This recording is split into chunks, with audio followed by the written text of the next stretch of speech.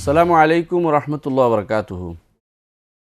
আলহামদুলিল্লাহ রবিল আলমিন ওসলাত ওসালাম আলা আশরফিল আম্বিয়া ওয়াল মুরসালিন নবীনা মুহাম্মদ ওয়া আলা আলিহি ওয়া আসহাবিহি আজমাইন ওবাদ।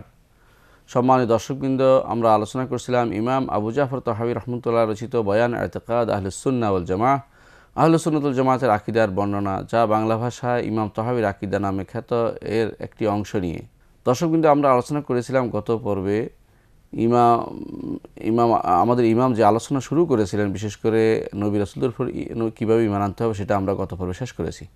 আজকে আমরা ঈমানের ধারাবাহিক আলোচনা, যেভাবে আমরা জানি যে ঈমানের শুরু হচ্ছে আল্লাহর উপর ঈমান, ফেরেশতাদের উপর ঈমান, কিতাবের উপর ঈমান, রাসূলদের উপর ঈমান, তারপরে ইয়াউমুল আখির, আখিরাতের উপর ঈমান, সেই ধারাবাহিকতায় আমরা এগিয়ে যাব।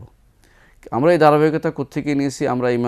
আমাদের ইমাম আবু জাফর তাহাবী রাহমাতুল্লাহ এই ধারাবাহিকতায় তিনি আলোচনা শুরু করেছিলেন। তিনি বলেছেন, আল ঈমানু হুয়াল ঈমানু বিল্লাহ ওয়া মালাইকাতিহি ওয়া কুতুবিহি ওয়া রুসুলিহি ওয়াল ইয়াউমিল আখির।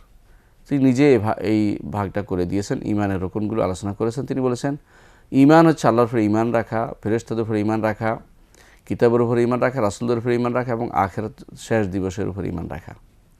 এখানে আমরা গত কয়েকটি পর্বে আলহামদুলিল্লাহ আমরা আল্লাহর উপর, রাসূলদের উপর ঈমানের যে অংশ, সেটা আমরা কমপ্লিট করেছি। আজকে থেকে আমরা আলোচনা করব আখিরাতের উপর ঈমান। আখিরাত থেকে উপর ঈমান আলোচনা করতে গেলে দুটি সাইডে ভাগ করে নিতে হয়। একটি হচ্ছে বড় কিয়ামত বা বড় আখিরাতের প্রথম অংশ, আরেকটি হচ্ছে আখিরাতের দ্বিতীয় অংশ। আখিরাতের দুটি অংশ রয়েছে। প্রথম অংশ, একটি মানুষ মারা গেলে তার আখিরাতের অবস্থা শুরু হয়ে যায়। আরেকটি হচ্ছে যখন সর্বব্যাপী সবার জন্য যে আখিরাতের জীবন শুরু হবে, সেটা আরেকটি জীবন। এই জন্য দুটাকে আমরা দুই ভাগে ভাগ করে আলোচনা করব। ইয়াউমুল আখির আলোচনার প্রথম শুরু যদি করতে হয়, আমাদের ইমাম যেভাবে শুরু করেছেন আমরা সেভাবে শুরু করব। তিনি শুরু করেছেন, তিনি বলেছেন, ওয়া নু'মিনু বিআযাবিল কবর লিমান কানা লাহু আহলান। আমরা ঈমান রাখি যে আযাবুল কবর হবে, কবরের আযাব হবে, লিমান কানা লাহু আহলান, যে কবরের আযাব হওয়ার যোগ্য তার কবরে আযাব হবে। অনুরূপভাবে তিনি আরও বলেছেন যে আমরা ঈমান রাখি বিসুআল মুনকারিন ওয়া নাকির ফি কবরিহি, যে মুনকার এবং নাকির নামক দুজন ফেরেশতা মানুষের কবরে তাদেরকে প্রশ্ন করবেন, আন রাব্বিহি ওয়া দীনিহি ওয়া নবিয়িহি, তার রব সম্পর্কে, তার দিন সম্পর্কে এবং তার নবী সম্পর্কে জিজ্ঞাসাবাদ করবেন। আলা মা জাআত বিল আখবারু আন রাসূলিল্লাহি সাল্লাল্লাহু আলাইহি ওয়া আলিহি ওয়াসাল্লাম ওয়া আনিস সাহাবাতি রাদিয়াল্লাহু আলাইহিম, যেভাবে এই হাদিসগুলো এসেছে রাসূলুল্লাহ সাল্লাল্লাহু আলাইহি ওয়াসাল্লামের থেকে এবং সাহাবায়ে কেরাম রাদিয়াল্লাহু আলাইহিম আজমাইন, তাদের কাছ থেকে যেভাবে এই বর্ণনাগুলি আসছে সেভাবে আমরা ঈমান রাখি। অর্থাৎ যেইভাবে হাদিসে আসছে, যেভাবে সাহাবায়ে কেরাম বলে গেছেন সেটার উপর আমরা ঈমান রাখি। তিনি যে কথাটি বলতে চেয়েছেন যে এই সমস্ত বিষয়ে যদি রাসূলুল্লাহ সাল্লাল্লাহু আলাইহি ওয়াসাল্লাম কিছু না বলে থাকেন, অথবা সাহাবায়ে কেরাম থেকে কোনো রকমের কথা সাব্যস্ত না হয়ে থাকে, যাতে কিয়াসের কোনো দখল নেই, বোঝা যাবে যেটা সাহাবায়ে কেরাম যা বলেছেন রাসূলুল্লাহ সাল্লাল্লাহু আলাইহি ওয়াসাল্লাম থেকে জেনেই বলেছেন, সেটা বাইরে আর কোনো কিছু সাব্যস্ত করা যাবে না। এই জন্য তিনি এই দুইটি জিনিসকে উল্লেখ করেছেন। তারপর তিনি আবার কবরের কথা উল্লেখ করেছেন, ওয়াল কবরু রাউদাতুম মিন রিয়াল জান্নাহ আও হুফরাতুম মিন হুফারিন নিরান। কবর জান্নাতের বাগানসমূহের একটি বাগান হবে কারোর জন্য, অথবা জাহান্নামের গর্তসমূহের কোনো একটি গর্ত বিবেচিত হবে। তারপর তিনি বলেছেন, ওয়াফি দোয়াইল আহিয়াই ও সাদাকাতিহিম মানফাআতুন লিল আমওয়াত। জীবিতদের যে দোয়া এবং তাদের যে সাদাকা, তাদের সদকা দান করে, সেটা মৃত মানুষের উপকারে আসে, তাদের কাজে আসে। এটা আহলে সুন্নাতুল জামাতের একটি আকীদা। তিনি এরপর বলছেন, আল্লাহু তাআলা ইস্তাজিবু দাওয়াত ওয়া ইয়াকদিল হাজাত। আর আল্লাহ তাআলা বান্দার দোয়া কবুল করেন এবং প্রয়োজন পূরণ করে দেন। এরপর তিনি বলছেন, ওয়া নু'মিনু বিআশরাতিস সাআ মিন খুরুজিদ দাজ্জাল ওয়া নুজুল ঈসা ইবনে মারইয়াম আলাইহিস সালাম মিনাস সামা। আমরা ঈমান রাখি বিআশরাতিস সাআ, কিয়ামতের আলামতের উপরে। সেগুলি তিনি কিছু ব্যাখ্যা দিয়েছেন, বেশ কিছু, সবগুলো উল্লেখ না করে কিছু কিছু বলেছেন। মিন খুরুজিদ দাজ্জাল, দাজ্জাল বের হওয়ার বিষয়ে। ও নুজুল ঈসা ইবনে মারইয়াম আলাইহিস সালাম, ঈসা ইবনে মারইয়াম আলাইহিস সালাম নাজিল হবেন পরবর্তীতে আসমান থেকে। এখন তিনি আকাশে রয়েছেন, আল্লাহ তাআলা তাকে রেখেছেন, যে সেখান থেকে তিনি নাজিল হবেন দাজ্জালকে হত্যা করার জন্য। এটার উপর আমরা ঈমান রাখি। ওয়া নু'মিনু বিতুলুইশ শামসি মিন মাগরিবিহা। অনুরূপভাবে আমরা ঈমান রাখি যে পশ্চিম দিগন্ত থেকে সূর্য উঠবে। ওয়া খুরুজি দাব্বাতিল আরদি মিন মাহাদিহা। অনুরূপ আরও ঈমান রাখি যে জমিন থেকে একটি প্রাণী বের হবে, যেখান থেকে বের হয় সেখান থেকে সেটা বের হবে এবং সেটা মানুষকে পরীক্ষা করবে, এর উপর আমরা ঈমান রাখি। এটুকু তিনি বলেছেন প্রথম কিয়ামতের প্রথম ধাপ যেগুলি, পরবর্তী ধাপের বিষয়ে তিনি আলোচনা করেছেন। আমরা যেটুকু আমাদের ইমামের কথা শুনলাম এটুকুর মধ্যে আমরা কিছু ব্যাখ্যা করব, যাতে করে কথাগুলো সুস্পষ্টভাবে প্রমাণিত হয় বা দলিল সহকারে উল্লেখ করব। আর ইমাম যেহেতু আমাদের ইমাম আবু জাফর তাহাবী রহমতুল্লাহ যেহেতু সংক্ষিপ্ত ভাষ্য দিয়েছেন, নস বলা হয় এটাকে, সংক্ষিপ্ত ভাষ্য দিয়েছেন, এই ভাষ্যগুলি ব্যাখ্যা করা এবং সেটাকে দলিল ভিত্তিক প্রমাণ উপস্থাপন করাই হচ্ছে আমাদের কাজ। আমরা সেটাই করতে ইনশাআল্লাহ সচেষ্ট হব। প্রথমে আমরা শুরু করব যে আখিরাতের জীবনের শুরু কিভাবে হয়। আখিরাতের জীবনের শুরু হয় মূলত মৃত্যুর মাধ্যমে। মানুষের শরীরে দুটি অংশ রয়েছে, একটি হচ্ছে শরীর, আরেকটি হচ্ছে আত্মা। যারা আল্লাহর উপর ঈমান রাখে, রাসূলের উপর ঈমান রাখে, তারা এই দুইটি জিনিসেই বিশ্বাস করে যে প্রত্যেকটি মানুষেই দুটি জিনিসের সমন্বয়ে গঠিত। তার শরীর আছে, তার আত্মা আছে।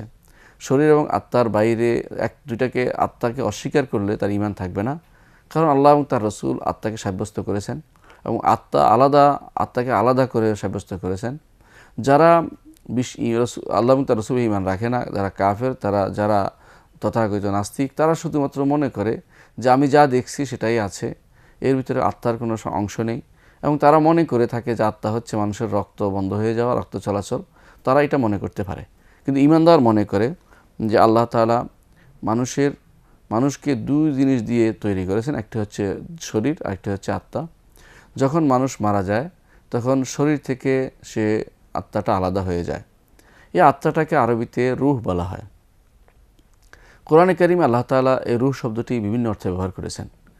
কোরআনে কারিম যদি আমরা দেখি, আমরা রাসূল সাল্লাল্লাহু আলাইহি ওয়াসাল্লাম হাদিস দেখি, আমরা দেখব যে রাসূলুল্লাহ সাল্লাল্লাহু আলাইহি ওয়াসাল্লাম এই রূহের বিভিন্ন অর্থ করেছেন এবং কি কোরআনে কারিম আয়াতও রূহের বিভিন্ন অর্থ ব্যবহৃত হয়েছে। তোর মধ্যে রূহ দ্বারা কখনো কখনো কোরআনে কারিমকেও ব্যবহার করা হয়েছে, কারণ মানুষের শরীরের খোরাক যেমন আত্মা, তেমন তার মনের খোরাক হচ্ছে কোরআনে কারিম। এই জন্য আল্লাহ তাআলা বলছেন ওয়াকাযালিকা আওহাইনা ইলাইকা রূহাম মিন আমরিনা মা কুনতা তাদরি মাল কিতাব ওয়াল ঈমান ওয়ালাকিন জাআলনাহু নূরান নাহদি বিহি মান নাশাউ মিন ইবাদিনা ওয়া ইন্নাকা লাতাহদি ইলা সিরাতিম মুস্তাকিম। সূরা শুরার 52 নম্বর আয়াতে আল্লাহ তাআলা বলছেন যে এইভাবেই আমরা আমাদের রূহ আপনার কাছে ওহী আকারে পাঠাই। এই রূহ কি? আমাদের নির্দেশের রূহ, আল্লাহর নির্দেশের রূহ হচ্ছে কোরআনে কারীম, ওহী আকারে পাঠান। এর আগে তিনি বলছেন মা কুনতা তাদরি মাল কিতাব ওয়াল ঈমান, আপনি এর আগে জানতেন না যে কিতাব কি, ঈমান কি, এটা আপনার জানা ছিল না। ওয়ালাকিন জাআলনাহু নূরান নাহদি বিহি মান নাশা, কিন্তু আমরা এই কোরআনকে করেছি, এই নির্দেশনায় করেছি, আল্লাহর বাণীকে করেছি নূর, আলো, যার দ্বারা আমরা হেদায়েত দেই যাকে আমরা ইচ্ছা করি আমার বান্দাদের মধ্যে। ওয়া ইন্নাকা লাতাহদি ইলা সিরাতিম মুস্তাকিম, আর আপনিও তাদেরকে পথ দেখান, হেদায়েত সিরাতে মুস্তাকিমের পথ তাদেরকে দেখান, কোন পথে গেলে তারা সঠিক পথটি পাবে সেটা আপনি দেখান। এখানে আল্লাহ তাআলা রূহাম মিন আমরিনা বলে কোরআন কারীমকে বুঝিয়েছেন। কখনো কখনো আল্লাহ তাআলা রূহ বলে ওয়াহী বুঝিয়েছেন। যেমন আল্লাহ তাআলা কোরআনে কারীমে সূরা গাফিরের 15 নম্বর আয়াতে বলছেন রাফিউদ দারাজাত যুল আরশ ইউলকির রূহা মিন আমরিহি আলা মান ইয়াশাউ মিন ইবাদিহি লিয়ুনযিরা ইয়াউমাত তালাক। আল্লাহ তাআলা মানুষের মর্যাদা, কারো কারো মর্যাদা অনেক উপরে উন্নীত করেন। তিনি হচ্ছে উন্নীতকারী এবং তিনি হচ্ছেন আরশের অধিপতি। তিনি যাকে ইচ্ছা তার বান্দাদের মধ্য থেকে, যার উপর ইচ্ছা তার নির্দেশ দিয়ে ওয়াহী সেখানে রূহ প্রেরণ করে থাকেন। সেই রূহটা ওয়াহী বোঝানো হয়েছে, যাতে করে এই ওয়াহীর মাধ্যমে তার যে বান্দার কাছে তিনি ওয়াহী পাঠিয়েছেন, তিনি আল্লাহর সাথে সাক্ষাতের দিবসের ব্যাপারে মানুষকে সাবধান করতে পারেন। এটা সূরা গাফিরের 15 নম্বরে আল্লাহ তাআলা বলছেন। এখানে আল্লাহ তাআলা ইউলকির রূহা, রূহ যে তিনি ঢেলে দেন, রূহ যে তিনি পাঠান, আল্লাহ তাআলা বলেছেন এই রূহ বলতে তিনি ওয়াহী বুঝাইয়েছেন। কখনো কখনো আল্লাহ তাআলা রূহ বলতে জিবরিল আলাইহিস সালাতু ওয়াস সালামকে বুঝিয়েছেন।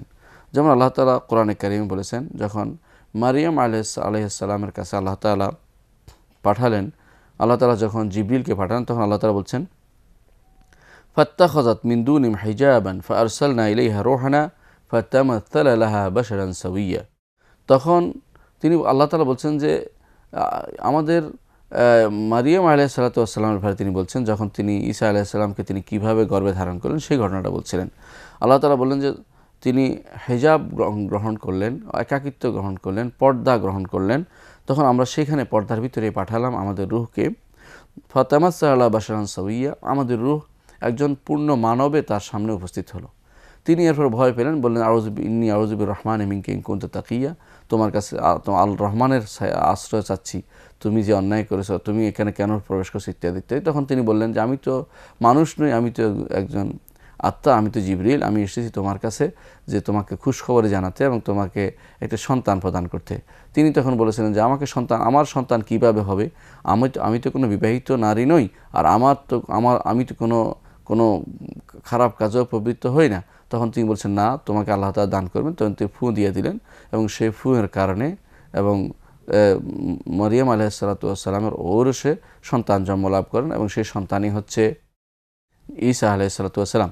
এখানে আমাদের যে শব্দটি বলা উদ্দেশ্য সেটা হচ্ছে আল্লাহ তাআলা এখানে বলছেন যে ফারসালনা ইলাইহা রূহান, আমরা পাঠালাম তার কাছে আমাদের রূহ। এই রূহ বলতে জিবরিল আলাইহিস সালামকে বুঝিয়েছেন। কোরআন কারীম বিভিন্ন জায়গাতে আল্লাহ তাআলা এই রূহকে উল্লেখ করেছেন, জিবরিল আলাইহিসসালাতু ওয়াসসালামকে রূহ বলে উল্লেখ করেছেন। যেমন আল্লাহ তাআলা অন্য জায়গায় বলে সূরা শুআরার 193 আয়াতে আল্লাহ তাআলা বলছেন নাযালা বিহির রূহুল আমিন, এই কোরআন নিয়ে নাজিল হয়েছে রূহুল আমিন, যে আমানতদার রূহ তিনি জিবরিল আলাইহিসসালাতু ওয়াসসালামকে বুঝিয়েছেন। অনুরূপভাবে আল্লাহ তাআলা সূরা কদরের মধ্যে বলছেন যে তানাজ্জালুল মালাইকাতু ওয়ার রূহ, এখানে তিনি জিবরিলকে বুঝিয়েছেন রূহ বলে।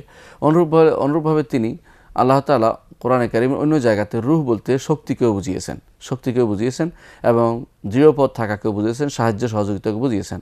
কোরআনে কারীমে আল্লাহ তাআলা বলছেন সূরা মুজাদালার 22 নম্বর আয়াতে আল্লাহ বলছেন লা তাজিদু কওমান ইউমিনুনা বিল্লাহি ওয়াল ইয়াউমিল আখির ইয়াওয়াদুনা মান হাদ্দাল্লাহ ওয়া রাসূলাহু ওয়ালাউ কানু আবাআহুম আও আবনাআহুম আও ইখওয়ানাহুম আও আশীরাতাহুম উলাইকা কাতাবা ফি কুলুবিহিমুল ঈমান ওয়া আইয়াদাহুম বিরূহিম মিনহু।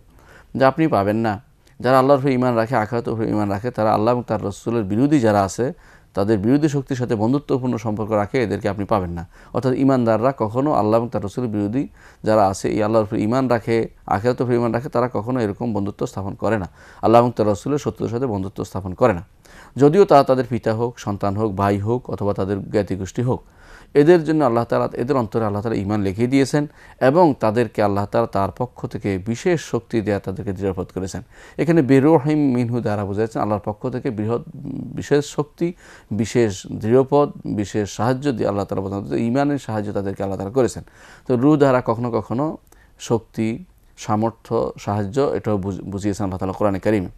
রূহ দ্বারা কখনো কখনো আল্লাহ তাআলা মাসিহ ঈসা ইবনে মারইয়ামকে বুঝিয়েছেন। কোরআনে কারীমে আল্লাহ তাআলা যেন বলেছেন ইয়া আহলাল কিতাব লা তাগলু ফি দীনিকুম ওয়া লা তাকুলু আলাল্লাহি ইল্লাল হক ইন্নামাল মাসিহ ঈসা ইবনে মারইয়াম রাসূলুল্লাহ ওয়া কালিমাতুহু আলকাহা ইলা মারইয়াম ওয়া রূহুম মিনহু।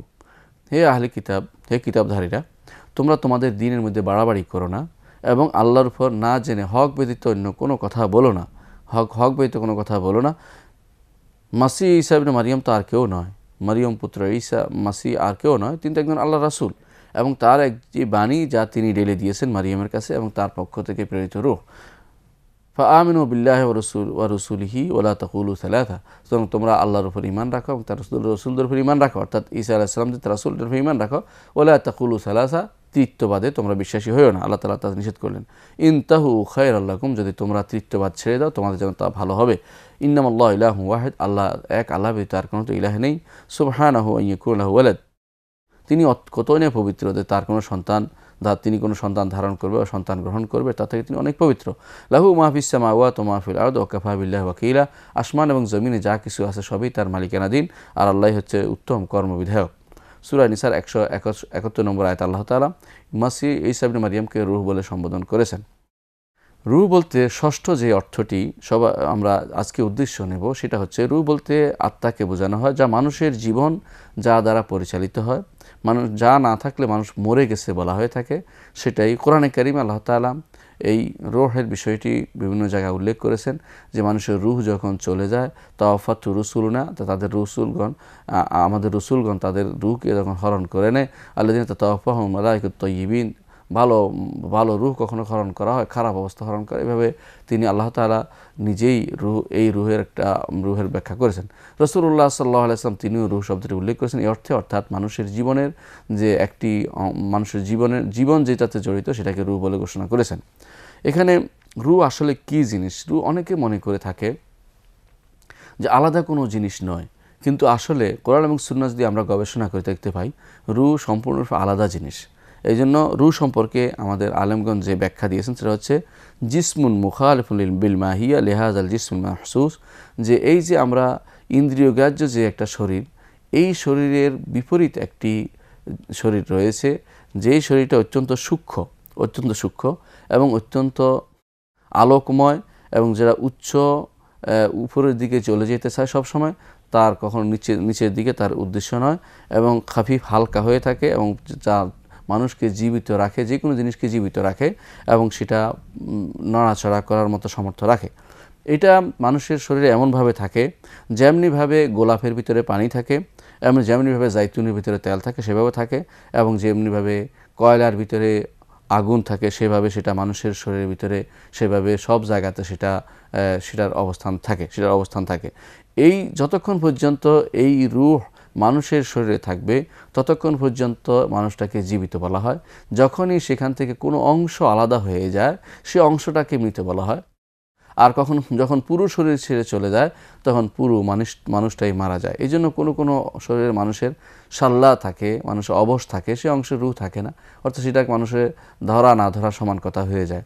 এইভাবে বোঝা গেল যে রূহ আসলেই আলাদা একটি সৃষ্ট জিনিস, যেটা আল্লাহ তাআলা মানুষের শরীরে দিয়ে দিয়েছেন, এবং তিনি যখন প্রয়োজন মনে করেন তিনি তখন সেটা মানুষ থেকে সেটা উঠিয়ে নেন। তৃতীয় যে জিনিসটা, এই রূহের রূহ কি আসলেই সৃষ্ট না রূহ চিরস্থায়ী জিনিস? এটা মুসলিম মাত্রই সবসময় বিশ্বাস করবে একটি জিনিস, যে রূহ আসলেই সৃষ্ট, এটা স্বীকার করতেই হবে। এর বাইরে অন্য কোনো কিছু সে বিশ্বাস করতে পারে না। মুসলিম সবসময় বিশ্বাস করবে যে রূহ অবশ্যই সৃষ্ট। সম্মানিত দর্শকবৃন্দ, আমরা ইনশাআল্লাহ এই রূহের আরও কিছু বিস্তারিত আলোচনা করব অন্য কোনো পর্বে। ততক্ষণ আপনারা ভালো থাকুন, সুস্থ থাকুন। ওয়া আখিরু দাওয়ানা আলহামদুলিল্লাহি রাব্বিল আলামিন। আসসালামু আলাইকুম ওয়া রাহমাতুল্লাহি ওয়া বারাকাতুহু।